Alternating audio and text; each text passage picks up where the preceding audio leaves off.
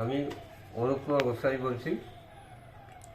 আমার জিভেতে ক্যান্সার হয়েছিল 2013 সালে।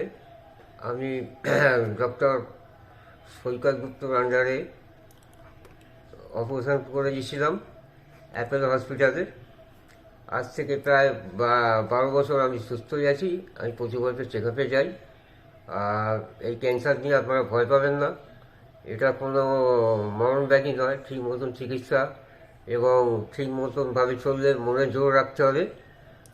যাদের এখন এই ডিজিজটা হয়েছে তারা অবশ্যই আমি বলবো যেন মনে জোর রেখে ঠিক মতন চিকিৎসা করে, আমি সাজেস্ট করবো ডক্টর সৈকত গুপ্তকে চিকিৎসা করানোর জন্যে, কে দিয়ে চিকিৎসা করানোর জন্যে। তাহলে আপনি অবশ্যই ভালো হয়ে যাবেন।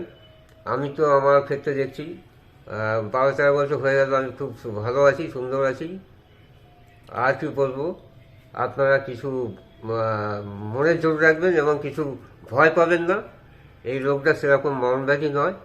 ঠিক মতন চিকিৎসা হলেই হবে। ঠিক আছে, নমস্কার, ধন্যবাদ।